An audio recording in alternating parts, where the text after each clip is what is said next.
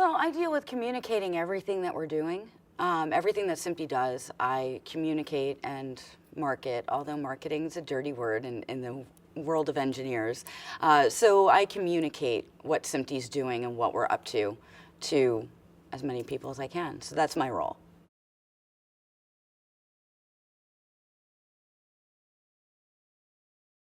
That's a good question. So the people who need to understand what SMPTE is doing are the people that are using the standards. That's an area that we don't have a lot of input from the users, and we would really like to. And one of the things we're doing is a timecode summit. We've done 2 of them. We've done London, we've done LA. We're doing New York next week because we're reinventing timecode, if you can believe that. And what we really need input on is from the users, and not just film and television, but also those working in theme parks and show control, automation, the guys that are doing pyro for concerts.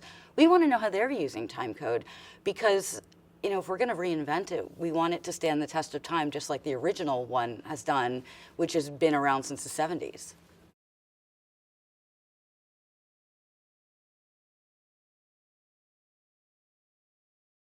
Well, there's pain points. You know, the users have pain points, and we are trying to determine what they are, because we hear anecdotal evidence of, oh, I hate it when it does that, and I hate it when it does this. But Howard Luck, who's our director of standards and engineering, he's getting people together, doing a live survey, asking them for feedback where they can feed off each other and tell us what's really going on. And we also have an online survey where those that can't attend one of these summits in person can, you know, give their input. So, and I think it depends on what aspect they're working on. So an audio engineer is going to have a totally different pain point from someone that's running show control for, you know, the Foo Fighters or something.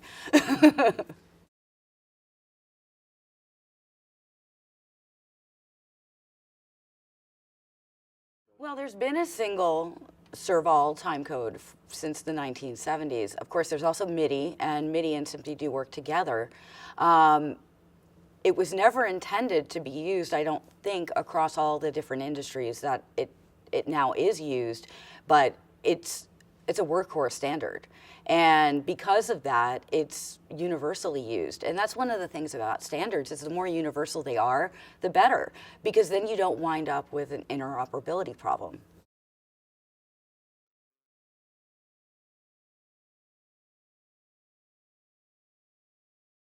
Well, what we do is SMPTE doesn't necessarily invent the technology, and this goes for all the standards. We have about 800 standards, recommended practices, and other documents that are enforced today. We don't necessarily invent. We don't have a team of inventors.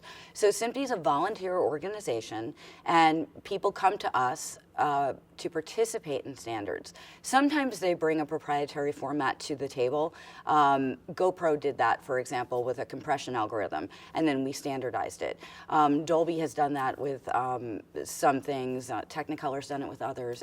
Just about any manufacturer has come to us and said, we have this technology and we want it standardized. So we get representatives on our standards committees to work to find out what is the best standard. So it's not a group of people that aren't invested. It's people that are invested, and they have study groups. And one criticism we get is that the standards can take an awful long time to be published.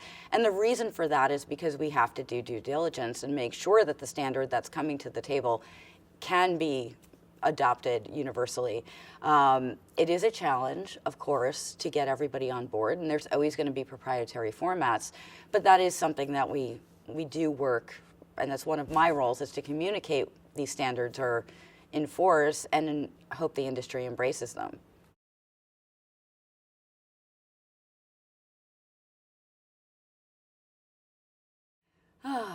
The biggest challenge in my role of communicating what SMPTE's doing and what standards are going on, and it goes beyond standards because we do a lot of educational programs and also membership programs.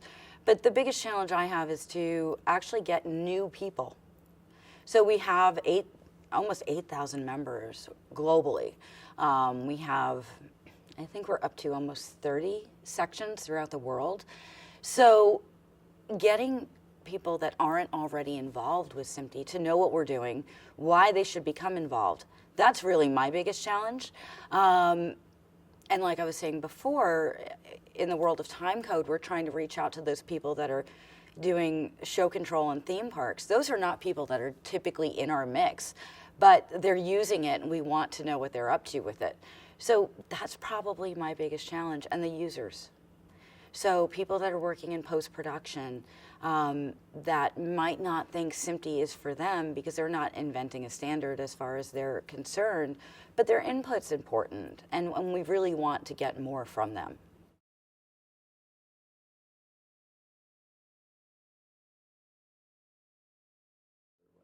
Well, here at the NAB Show New York, and we participate also in the Las Vegas NAB Show, we have the Future of Cinema Conference that we do for 2 days, which precedes the Expo.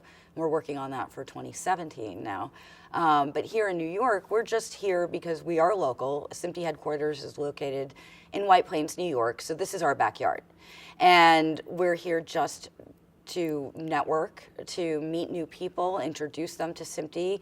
We've just come off our annual conference, which was our centennial annual conference because we're 100 years this year. We had a huge gala, and we have seen a lot of our usual suspects already out in Hollywood, but now we're seeing people that may be more New York focused and maybe don't get out of the area that much, and we're talking to them. Our New York section is also here because they're very active. They're our second largest section. So they're introducing people to, they have a Friends of SMPTE program. And that's a program where manufacturers or other corporations can join the New York section and also SMPTE as a friend and support the local section activities.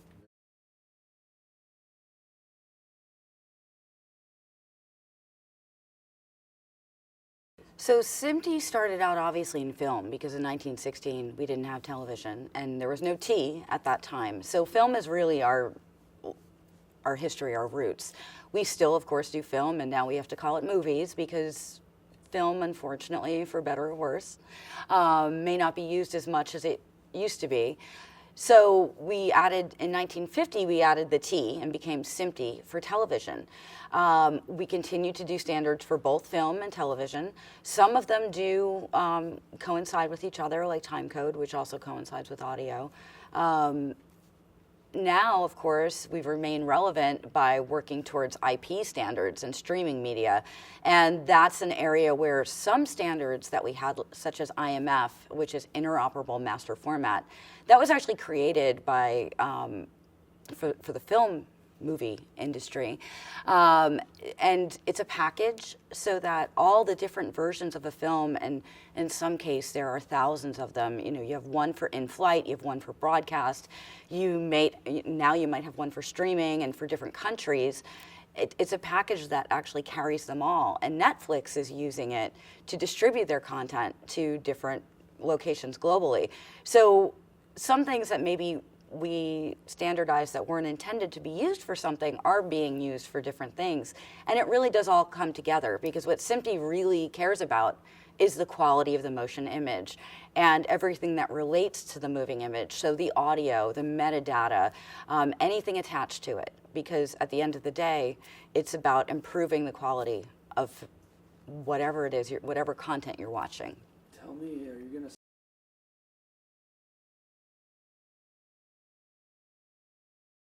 Okay, so what's really exciting, and we did have somewhat of a role in this, is Ang Lee captured Billy Lynn's Long Halftime Walk, which is being released today, and he captured it in 120 frames per second, 3D, HDR, 4K. That's pretty impressive. It encompasses a lot of metadata, and we had, I think, 4 to 6 servers just to show an 11-minute segment at the NAB Show Las Vegas. Now, that's being released in theaters, and unfortunately, they can't show the HDR part because you can't do higher dynamic range with higher frame rates at the moment. And a system needed to actually be rigged up to show it at NAB, which were 2 Christie Mirage laser projectors. Dolby came in and helped with the Atmos sound, which is object-based audio as opposed to channel-based audio. So it's not attached to right, left, center. It's attached to points. So if you hear a helicopter come overhead, it will sound as if it's traveling overhead rather than just here to here. It's exciting because this is the first time, and this is probably an instance of creative driving the tech, because they are using tech that exists, but in a way that it wasn't used before, and the combination of it. Ben Gervais is a systems, I forget what his actual title is, and I think they actually kept changing it during production because they didn't know quite what to call him. But he's basically the guy that figured out how to do what Amiee wanted to do creatively on the tech side. So he found the systems and the technology, and what they wound up using was a combination of Dolby, Real D, Christie, Seventh Sense for the servers. They used Real D's True Image and True Motion technologies. So there's a lot of tech in this. And unfortunately, the native format, as close as it can be, because the HDR, higher dynamic range part of that, unfortunately, we're not there yet for exhibition, can only be shown in 2 theaters in the US, one in New York at Lincoln Center and one in LA, which was just outfitted last week to do this. There's nowhere in Europe you can see it this way. It's basically New York, LA, and then Asia. It's unfortunate, but I think those that do get to see it in the way it's meant to be shown are going to be completely blown away by it. 120 frames per second is 5 times the normal, so 24 is normal. There was some pushback on The Hobbit. That was half, so that was in the middle. And that's where you get the soap opera effect. But once you push it all the way to 120 frames, it looks so realistic that he actually couldn't put makeup on the actors. So the only makeup used in Billy Lynn is on the cheerleaders that during the halftime, because they're meant to wear makeup. We know they wear makeup, and it would look a little weird if they weren't. But the actors themselves don't wear any cosmetics on their face. And that's shows you how realistic it is. And the reactions that we got from the 11-minute clip that we showed were very favorable. So I hope those that have a chance to see it that way do get to see it that way.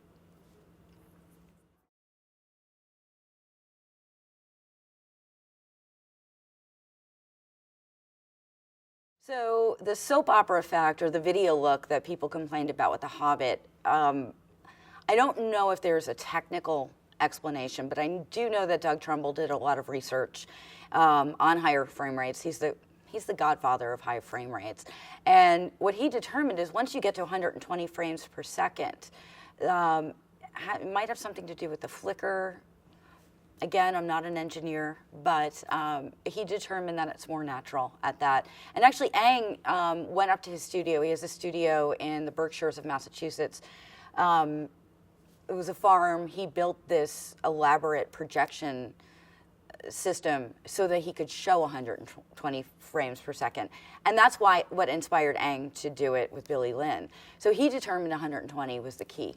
I don't know much more than that, but I can tell you that it didn't feel in watching the 11-minute clip, and I haven't seen the full film yet. I'll see it in a couple days. It didn't feel artificial to me. It was immersive, and it's actually being compared a little bit to virtual reality. So I was speaking with a reporter the other day, because that's my aspect of my job with SMPTE, is speaking with reporters, and she was saying if we can get there with Billy Lynn, and she had seen it at the New York Film Festival in its native format, if we can get there with Billy Lynn, why do we keep talking about VR in cinema? Should cinema be VR? Is it too personal of an experience to be in a collective experience like the cinema? So I guess it's not a question I can really answer, but this is probably as close as you'll get to virtual reality. It's immersive. It's immersive in the viewing. It's immersive in the audio. It gives you a very real life view as if you're there. You can't control it. You can't turn your head and see it like you could with virtual reality, but I don't know what place virtual reality has in the cinema yet. SMPTE, is talking about maybe study groups on virtual reality. Whether that's in the cinema or not, I think remains to be seen. We've speculated on it, but we'll see.